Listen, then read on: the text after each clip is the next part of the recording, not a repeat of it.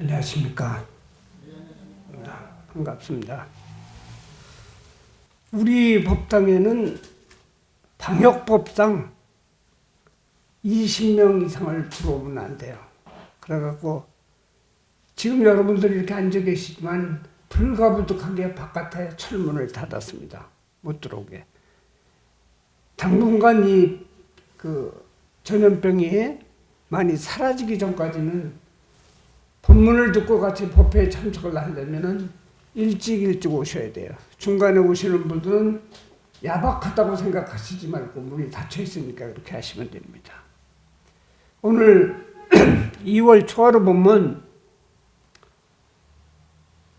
음력으로 보면 한 달이 지났고 양력으로 보면 한 2달 열흘이 지났어요. 새로이 시작하는 신축년에 복을 받기 위한 계획을 잘 진행되고 있는 것이냐 하는 것이 오늘 본문의 주제입니다. 차디찬 겨울이 물러가고 벌써 따뜻한 봄날이 왔어요. 저도 속옷도 벗었고 전부 다 따뜻함을 이렇게 맞이하려고 합니다. 달력은 어느새 3장째를 보고 있습니다. 1년에 4분의 1이 지나가고 있는데 4분의 1이 지났는데 새해가 되면서 처음에 마음먹은 일들이 잘 진행되고 있는가 생각을 돌이켜보셔야 됩니다.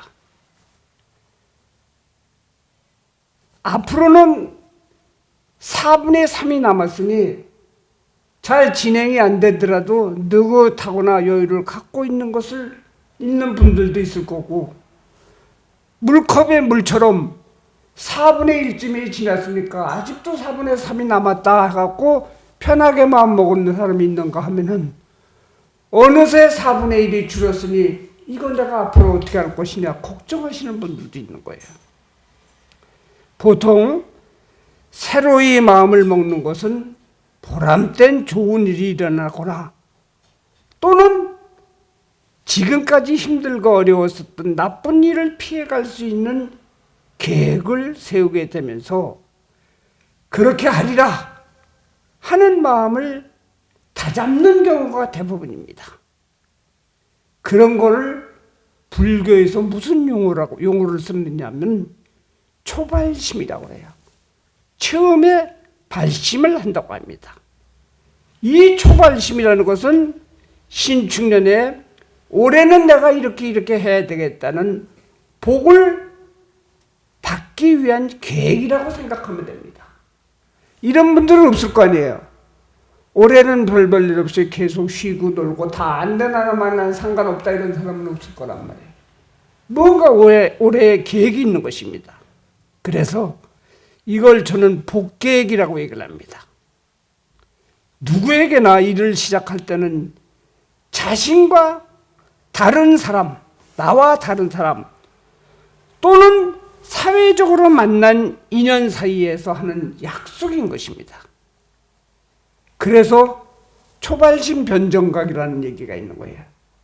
처음에 마음 먹은 것이 바로 깨달음의 경지가 된다는 얘기예요. 문제는 그것이 마음에 그치지 않고 행동으로 옮겼을 때 초발심이 이루어지는 겁니다. 우리가 보통 무슨 얘기합니까? 누워서 만리장성은 다 싸요. 가만히 앉아 있어도 제가 법문하고 여기 스님 앞에서 연불을 하는데도 머릿속에서는 딴 생각을 해요. 오늘 어떻게 하고 내일 어떻게 하고 무슨 생각하고 조금 더 올해는 뭐 해야 되고 이런 생각 계속합니다. 열심히 따라해야 될 텐데 따라하는 사람 많지 않아요.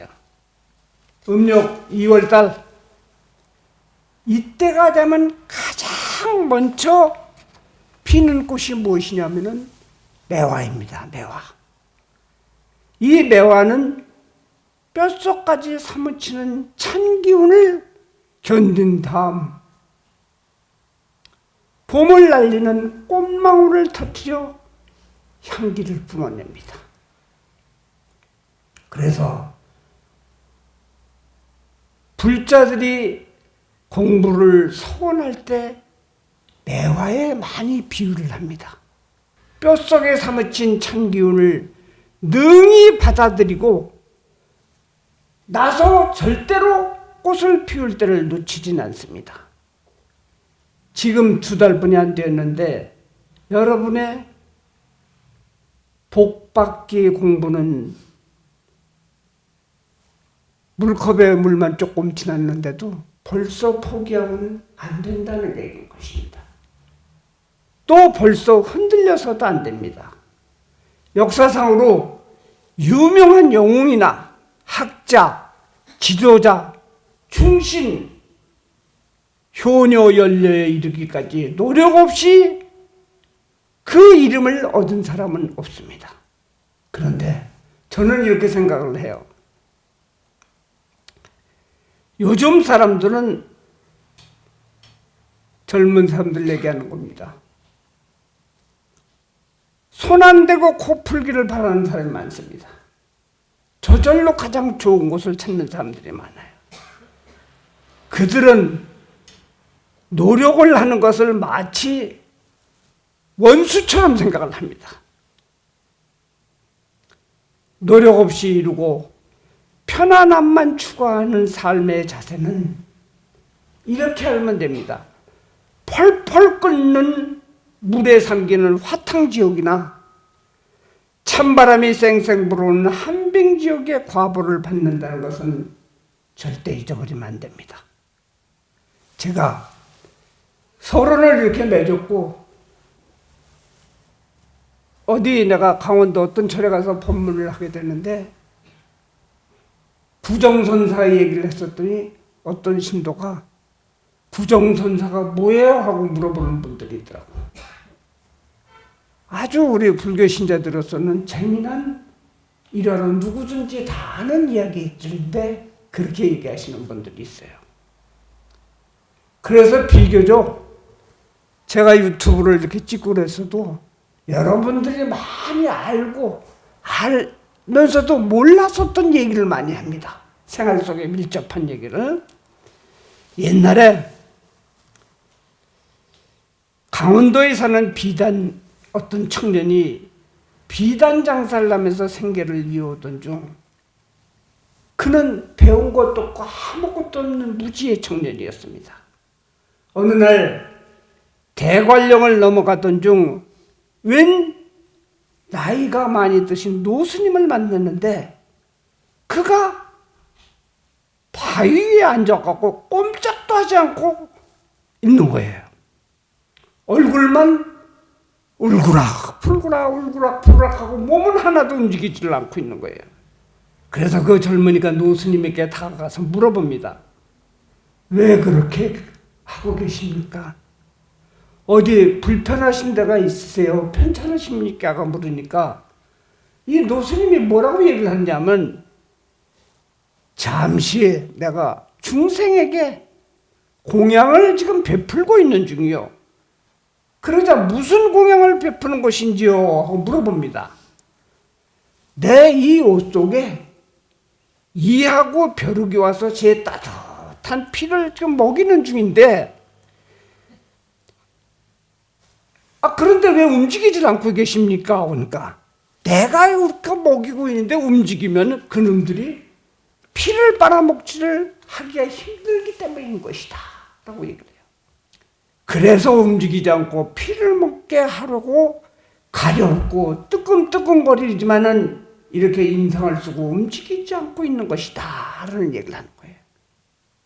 이 청년이 그 스님의 말씀에 감동을 받고 비단 장사를 때려치고 스님이 되기로 출가하기로 마음을 먹은 거예요. 그리고 결심을 하고 스님을 따라갔습니다. 그곳이 어디냐면은 여러분들도 잘 아시는 월정사, 우리 강원도 평창에 있는 월정사 산내 앉아 있는 동관음암입니다. 지금도 있습니다. 동관음암에 가깝고 글로 그 스님을 따라가셨습니다. 청년은 그날서부터 노스님 문화에서 초발심을 갖고 잘하겠다고 수행을 하게 되었는데 이틀이 딱 지난 다음에 노스님은 젊은이에게 뭐라고 얘기를 하느냐 하면 부엌에 있는 가마솥을 다른 아궁이로 옮기라고 얘기하는 거예요. 그래서 청년이 진흙을 바르고 고생해서 옮겨 놓았더니 다음날 아침에 일어나더니 어제 옮겨 놓은 이 가마솥이 잘못됐다 얘기해요. 다시 다른 곳으로 옮기라면서 발로 툭툭 쳐버리는 거예요. 그래서 또다시 잘 옮겨놓고 또 스님한테 불렀더니 이것도 잘못됐다고 그러는 거예요. 이번에는 또 왼쪽 발로 쳐서 버리는 거예요. 이게 잘못됐다고. 참 삐뚤어졌다고 그러고 잘못됐다고 그러고 해서 걸기를 솥거리를 만들기를 무려 9번이나 했다고 합니다. 젊은이는 9번을 솥을 다시 걸면서 조금 아까 얘기했듯이 노력하는 걸 원수처럼 생각하지 않고 갖가지 생각을 다 하면서 화는 났어요.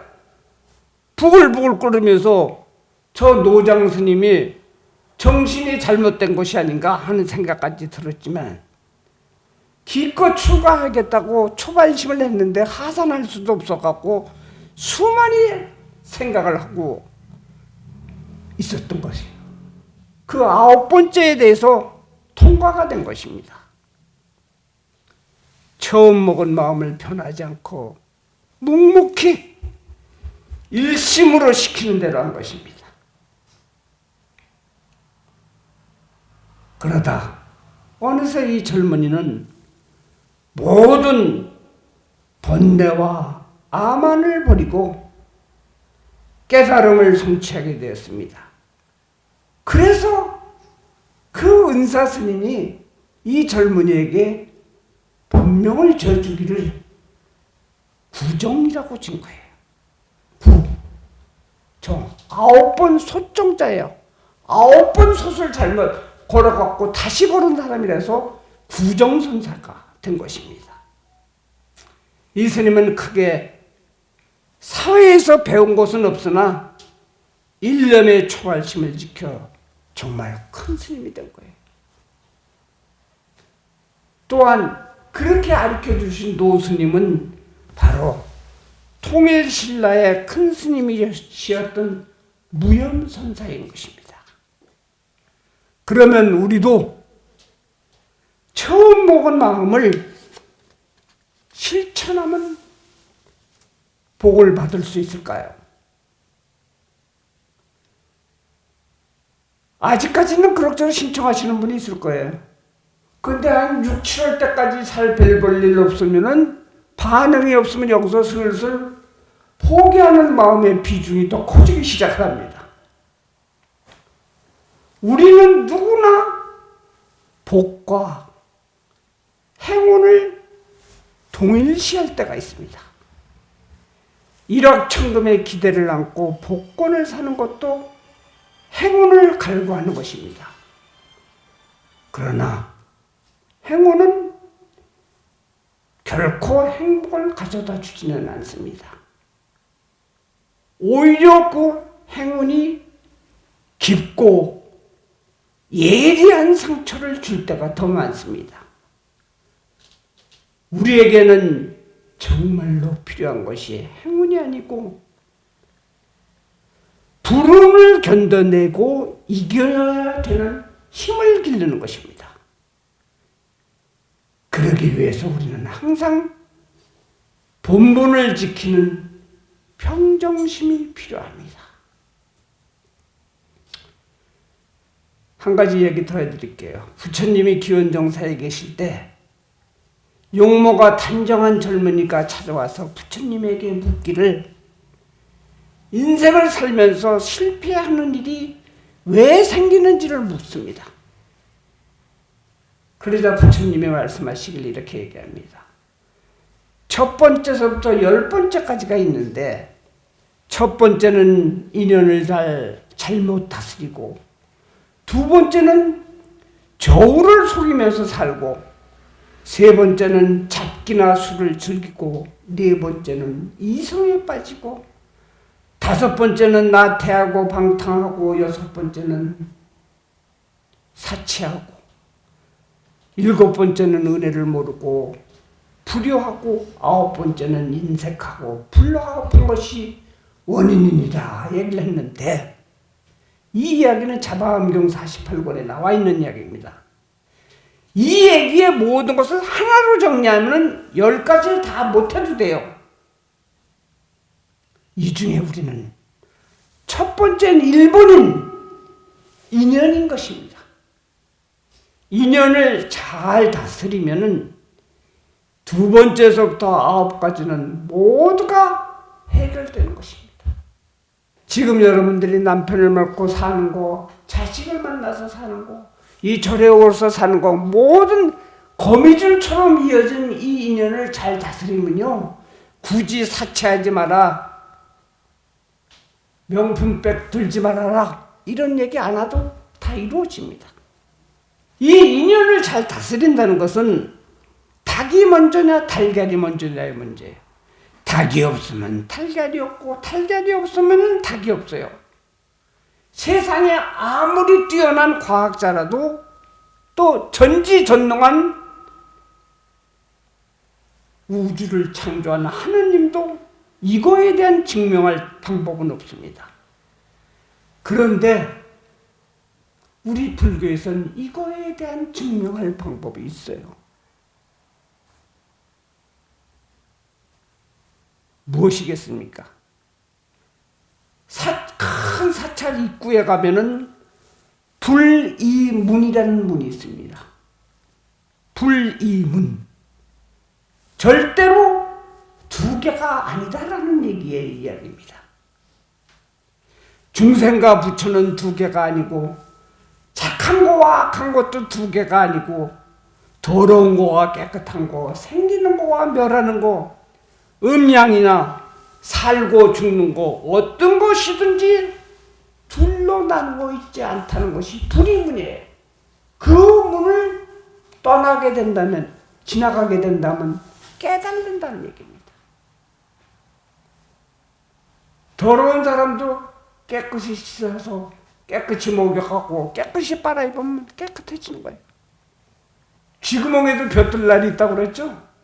음양도 벼뜰날이 있는 거예요. 쥐구멍에도. 절대로 두 개가 아니어 있다 얘기예요. 그래서 불이문을 만든 것은 절은 평등의 장소라는 거예요. 누구나 다 같이 똑같이 평등하다는 얘기예요. 해서 불교에서는 보리행, 지혜와 깨달음, 또 아무리 지혜와 깨달음이 있다 하더라도 육바람일에 보살랭이 없다면 꽝이죠. 움직여야 돼요. 그걸 갖다 실제로. 그것을 가리키는 것이 절입니다. 깨끗하지 못한 마음에서 좋은 결과는 없는 것이에요. 마음부터 바꿔야 되는 것입니다. 여러분들은 어떤 상황에서도 가볍게 반응하지 말고 평정심을 갖고 지혜로운 처신을 하게 되면 바로 복 계획이 착착 진행이 됩니다. 여러분들 복자를 가만히 보세요. 볼시 옆에 한일자 하나 있고, 그 다음에 입구자 하나 있고, 밑에 밭전자 있어요. 난 그걸 볼 때마다 너무 간단해요. 복이라는 것이. 어떻게 보여주면 되느냐? 입을 일자로 꾹 담고 묵묵히 밭을 갈면 그게 복이 되는 거예요. 이거 불만 저거 불만 이걸 갖지 말고 묵묵히 밭을 갈면 되는 것입니다. 우리가 선가에 유명한 그 5조 흥인대사 제자 가운데 신수라고 있습니다. 신수가 6조 해능보다 훨씬 선배죠. 신수는 잘 알려져 있는 제자고 또 그 밑에 해안국사라는 사람이 해안스님이라고 있습니다. 이 해안스님은 남달리 오래 사는 분이어서 무려 120살을 사는 사람이에요. 그래서 주변에서는 해안스님이라고 그러지 않고 노안스님이라고 그랬어요. 오래 살으셨다고. 스님들이 오래 사는 기록들이 상당히 많습니다. 박구라 존자는 무려 160살까지 살았다고 합니다. 제 유튜브 보면 이 얘기 다 나와 있어요. 박구라 존자가 정치가 얼마나 더럽다는 얘기까지 다 나온 거에 다 있습니다. 당나라 초반에 우리는 소설이나 드라마에서 많이 보던 측천무가 황제가 되죠. 측천무는 여자입니다. 희대의 여걸이 등장합니다. 그녀는 불심이 돈독하다고 정평이 나 있습니다. 반면에 폭정을 한 인물로도 알려져 있습니다. 한편으로는 덕 높은 스승을 국사로 모셔서 선정을 펴려고 시도를 많이 했습니다. 당시에 조금 전에 얘기하는 신수대사와 해안스님은 이 두 분의 법력을 천하에 떨치고 있었습니다. 그래서 측천무가 이 두 분 중에 한 분을 모셔다가 국사를 삼으려고 마음을 먹은 거예요. 그런데 신수대사는 이미 장안을 오가면서 고관대직하고 여러 사람들하고 많이 얘기를 했기 때문에 유명하게 알고 있는데, 이 해안대사는 백해산에서 40여 년간 두문불출하고 아무 일도 하고 있지는 않았어요. 수도에만 전념을 한 것입니다. 그러나 측천무가 3번이나 사람을 보내갖고 간청을 하는 바람에 할 수 없이 이 해안대사가 내려오게 됩니다. 무는 신수와 해안대사 두 분을 한꺼번에 모셔다 놓고 이 두 사람 중에 누가 더 도력이 있고 누가 더 큰 스님이 될 것이라는 것을 한번 시험을 해보고 싶었어요. 그래서 시험을 하려고 그러니까 그 스님보다 시험 문제 내는 사람이 더 많이 알아야 될 거 아니에요. 근데 측천무가 그런 기술이 없어요. 그렇게 많은 거 알 수가 없는 거니까 국리 끝에 무슨 아이디어를 냈느냐. 무는 두 대사를 목욕을 시키도록 준비를 한 거예요. 그리고 목욕탕에 함없고 팔가벗게 하고 아름다운 시녀가 요즘으로 얘기하면 핫팬츠 같은 살래살래 다 비치는 옷을 입고 목욕 시중을 들게 한 거예요. 이거 아무리 쇠로 만든 부처라도 땀이 날 분위기예요. 그렇게 다 분위기를 다 연출을 해놓은 것입니다. 그리고 난 다음에 먼저 신수대사부로 목욕물에 들어가라고 그랬어요. 목욕탕 안에 몸을 탁 담그자마자 목욕물이 넘쳐버린 것입니다. 그 이어서 신수대사는 나오라고 그 다음에 해안 스님이 다음으로 들어간 거예요. 목욕물에. 그 아름다운 여인이 일로 들어가십시오 하고 탁 들어갔는데 이 해안 스님이 목욕물 속에 싹 들어갔는데 물이 하나도 안 움직이는 거예요. 가만히. 몸이 반응이 없는 거예요. 가만히. 그 이야기를 듣고 측천무가 이 해안대사를 해안국사로 쓰기로 했습니다. 몸이 반응한 신수는 자기 몸에 동요한 만큼 물이 넘친 것이죠. 심장이 뛰고 몸이 반응해갖고 이렇게 물이 넘친 것이었는데 사실 이 신수도 이것이 시합이라고 생각을 했다면 얼마든지 물을 안 넘치게 할 수가 있었다는 얘기입니다. 하찮은 목욕탕에서도 종교적인 거량이 테스트가 이루어질 수 있는 것입니다. 일상생활에서도 매사에 자연스럽게 임하는 바람에 도가 덜 닦인 것처럼 신수대사가 보인 것입니다. 미인을 보고 몸이 반응을 했느냐 하는 것은 아마도 그 두 스님 자신만이 알 것입니다.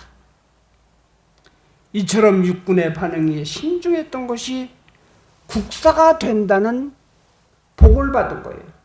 제가 아까 얘기했듯이 한일자로 입 다물고 묵묵히 밭갈듯이 가만히 있었기 때문에 국사가 된 것입니다.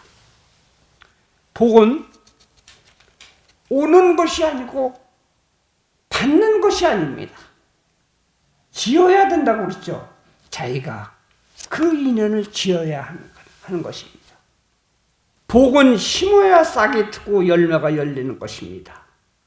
닭과 달걀을 따진다고 복은 오는 것이 아닙니다.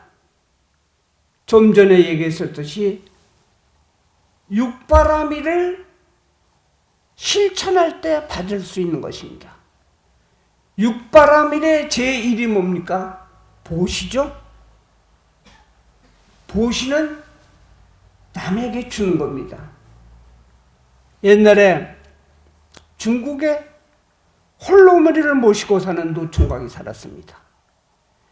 집안의 형편이 몹시 가난해서 겨우 입에 풀칠이나 할 정도였는데 어느 날 소문을 듣자니 저 인도 천축국에 가면은 부처님께서 복을 주신다는 소문이 도는 거예요.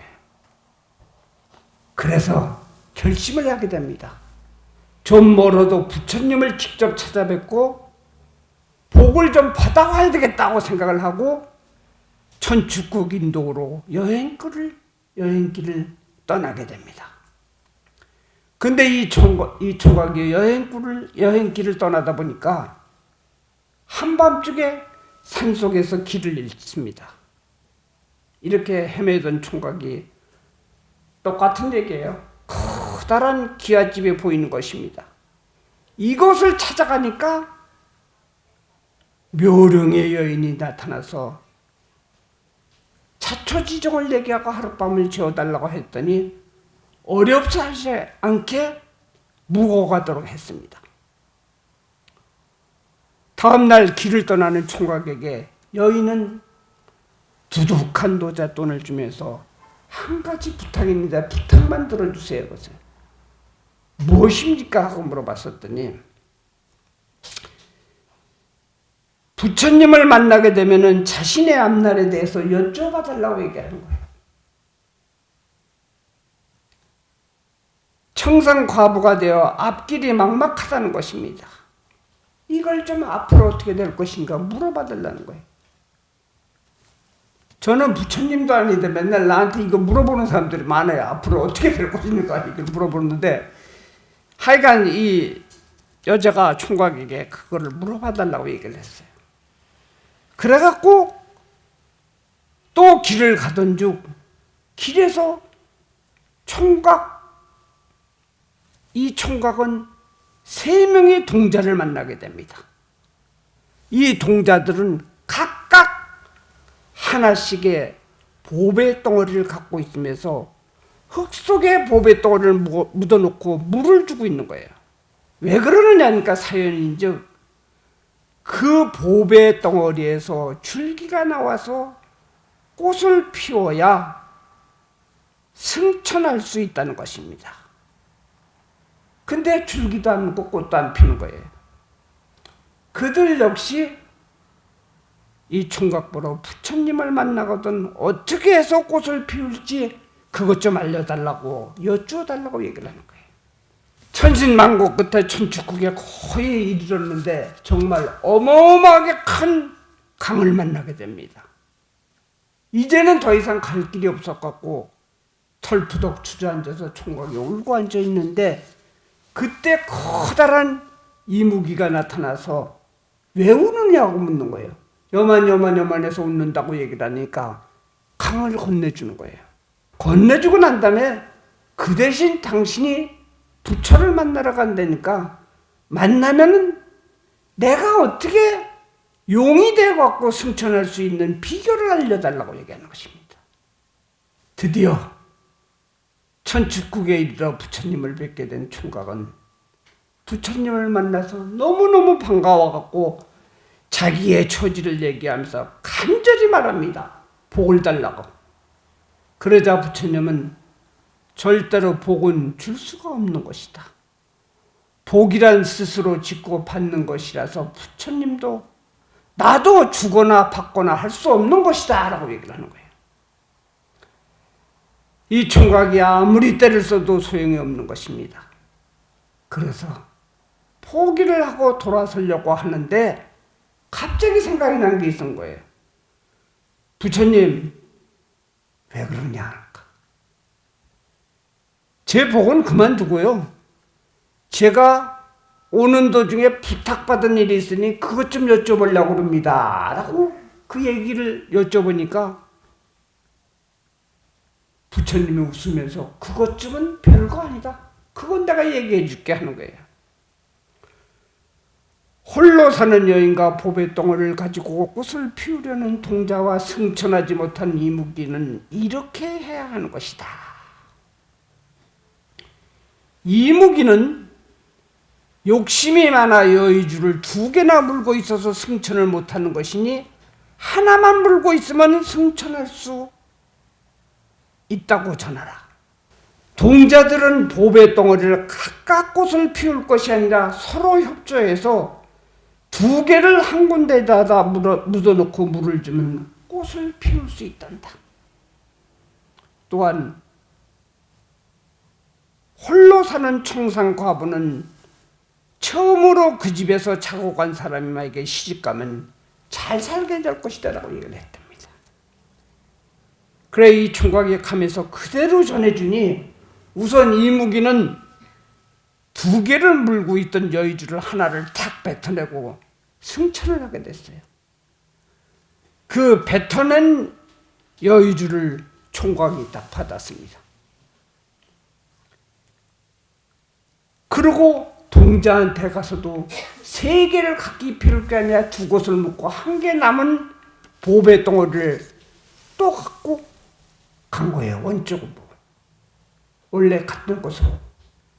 그러다 보니까 그 과부를 만나게 되니까 과부가 바로 이 집에서 처음으로 만나서 자고 간 사람이 당신이니까 당신에게 시집을 가겠다는데 이미 보배덩어리도 2개씩이나 갖고 있은 거니까 거조된 거예요. 보면 이 총각은 무량한 큰 복을 받게 되었다고 합니다. 이 얘기가 뭐냐? 제가 조금 아까 얘기했을 때 육바라밀의 보시는 절대로 내가 남을 주는 것이 아닙니다. 내 것을 남하고 나누어 갖는 거예요. 내가 남을 준다는 것 자체가 나는 월등하고 너는 나보다 못하는 것이 서려 있는 것이에요. 복을 받는 데는 어떻게 해야 하는 것이에 대한 의미의 이야기입니다. 그러나 우리가 사는 세계는 아무리 복을 받고 싶어도 사바세계고 가민의 세계예요. 참지 않으면 못 샀습니다. 잡스러운 업보로 얽혀있기 때문에 그렇기 때문에 어렵게 살아야 되는 거예요. 완전한 착한 사람, 완전한 악한 사람은 이 세상에 없는 것입니다. 악과 선이 섞인 사람만 살 수 있는 것이 이 세상이에요. 여러분들도 그래요. 저 사람은 참 착하다고 그러죠? 근데 어느 날 갑자기 보니까 그 사람 화내는 걸 보니까 화낼 땐 무서워. 아주 독종이야 그런 소리 나옵니다. 항상 선과 악은 같이 가는 것입니다. 아무리 착한 사람도 못된 구석이 있다는 것이에요. 아무리 악한 사람도 선한 구석이 있어요. 그런데 우리 주변에 보면은 꼭 이런 사람들이 있습니다. 내가 얘기하려나 내 뜻을 부정하고 비판하는 사람들이 있어요. 그런 사람들을 참 이렇게 보기만 봐도 근처에 오기만 해도 싫은 사람이 있죠. 우리 그것을 갖다 우리 팔고 중에 원중회고라고 그러는데, 그 사람이 나에게 피해를 주지도 않고 내 욕을 하는 것도 아닌데 그냥 싫은 사람이 있어요. 보기만 하더라도. 그렇죠? 있습니다. 그냥 싫은 사람이 있어요. 그런 사람의 별명이 뭔지 아세요? 그냥 싫은 사람. 내가 대신 답해 드릴게요. 재수 없는 사람이에요. 그런 사람들은 재수 없는 사람이에요.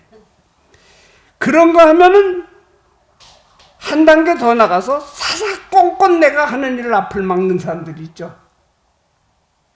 제발 꺼져버렸으면 좋은데 그것이 안 되는 사람이 있어요. 그것을 어떤 스님들은 역행보살이라고 그러고 저는 밉상보살이라고 얘기를 합니다. 밉상이에요. 누구나 주변에 이런 사람은 다 있습니다. 하지만 그 밉상보살이 사실 나에게는 스승인 거예요. 부처님도 자신을 끝없이 죽이려 드는 사촌인 제바달다가 있었습니다. 그런데 공교롭게도 이 밉상보살은 가끔 1년에 한 번 정도만 만났으면 괜찮은데 자주 만나는 사람 중에 있어요. 꼭 가까운 인간관계 속에서 생기는 것입니다. 바로 그들 때문에 우리가 불교 공부를 하는 것이에요. 그것을 가르친 것이 오늘 우리 황고사님께서 보왕산매론을 읽게 하는 이유가 거기 있는 거예요. 20년째 우리는 항상 법회를 할 때 보왕산매론을 읽게 합니다.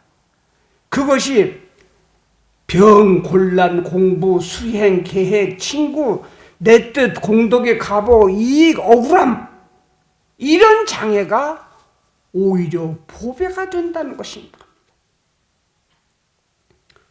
사람은 이런 장애와 더불어 살아야 됩니다. 여러분들, 내가 늘 그럽니다. 이런 장애를, 이런 밉상보살을 버리고 이런 보기 싫은 남편을 하고 이혼하고 나면 더 좋은 사람 만날 것 같죠? 미안합니다. 그게 잘 안 돼요. 뭐 만나니까, 뭐 피하니까 뭐 만난다는 소리만 나와요. 그 언젠가 뭐 몇 달 전에 소크라테스 노래도 많이 나왔는데, 소크라테스가 뭐가 있는 줄 알아요?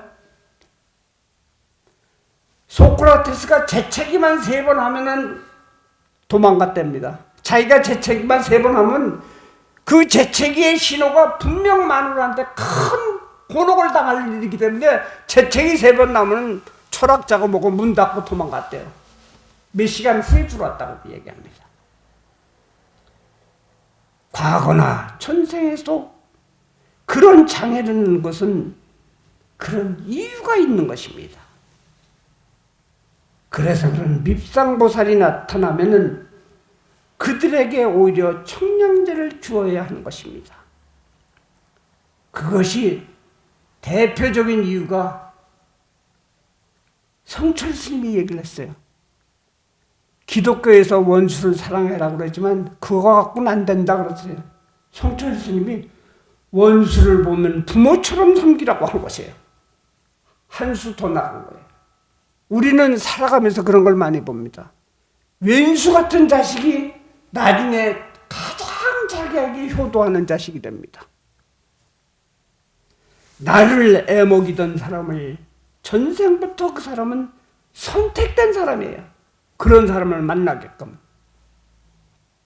그래서 그 사람이 나를 단련시키고 보살행을 닦도록 만든 스승인 것입니다.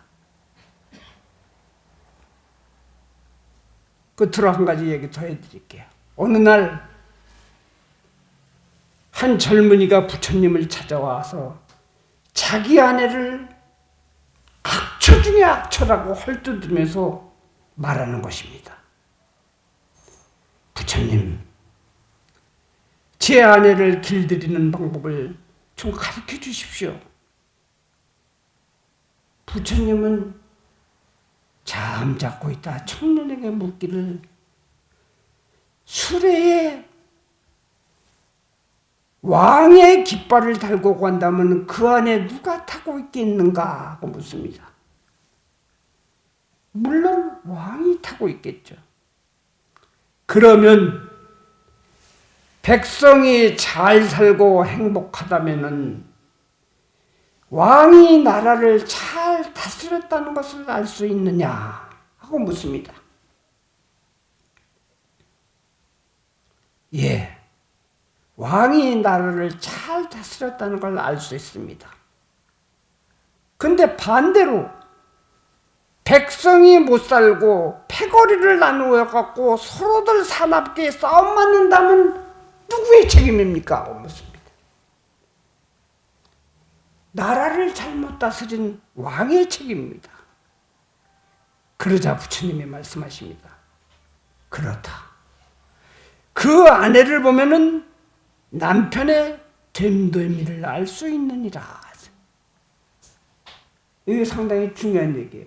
우리 절에 이렇게 왔다 하더라도, 아까도 얘기했지만 보기만 해더라도 재수 없거나 밉상인 사람은 그 사람 신랑이 어떨 것인가가 궁금해집니다.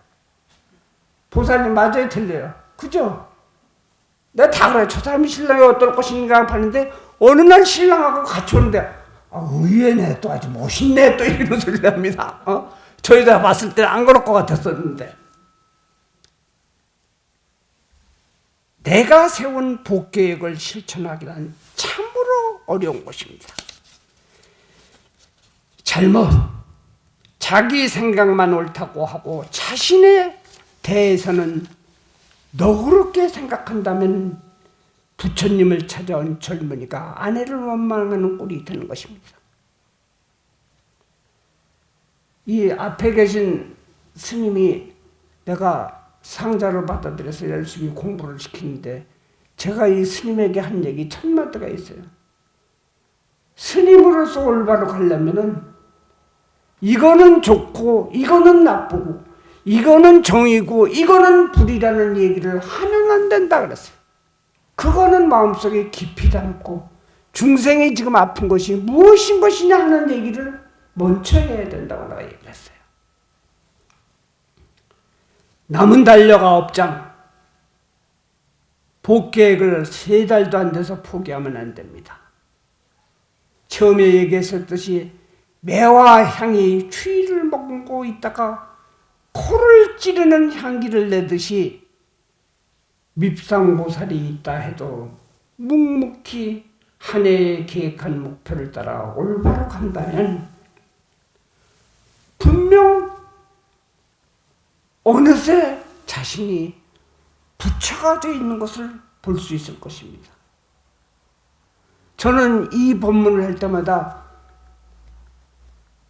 15, 16년 전에 돌아가신 그 통도사문 중에 아주 노스님이 있었는데, 그 스님이 저를 처음 만나서 한 얘기가 무슨 얘기였느냐면, 내가 출가해갖고 처음에 배운 것이 열심히 노력하면 너도 부처가 될 수 있다는 것을 배웠는데 쏘갔다. 내 나이 70이 넘었는데도 아직까지 부처가 못 됐구나. 그 생각이 지금도 나요. 그런데 조그마까처럼 열심히 묵묵히 살아간다면 부처가 됩니다. 금강경 야부성에 나오는 계속내가 하나 틀리면서 오늘 법문 마치려고 합니다. 한글로 계속하겠습니다. 목탁 안 쳐도 돼요.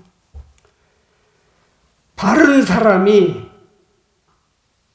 삿된 법을 설하면 사법이 또 다 정법이 되고, 바르지 못한 삿된 사람이 바른 법을 설하면 정법도 다 삿대가 된다. 삿대가 된다. 강북에선 탱자되고 강남에선 귤이 되나니 봄이 온다면은 모두 다 꽃이 피리라. 불자 여러분, 이 얘기는 무슨 얘기냐? 여러분들의 매화 향이나 여러분들의 좋은 아무런 향기는 가리지 않고 갑니다. 아무리 불쌍하고 거지 같은 돌 속에도 그 향기는 가고, 요즘 나오는 펜트하우스에도 그 향기는 갑니다. 여러분들, 그 향기가 바로 부처님의 향기인 것입니다. 이제 복 만드는 게 하나씩 사견 없이 실천한다면은 꼭 제가 약속을 드립니다. 부처님 오신 날이면 꽃 피고 튼실한 꽃대가 불어오게 되고, 백중때 됐을 경우에는 탐스러운 열매를 메고, 추석이 지나면 큰 수확을 이스르니 어서 묵묵히 복을 담을 창고를 지으시기로, 복을 담을 창고를 지으시기를 간절히 바라며 오늘 본문 여기까지 마치겠습니다. 감사합니다. 고맙습니다.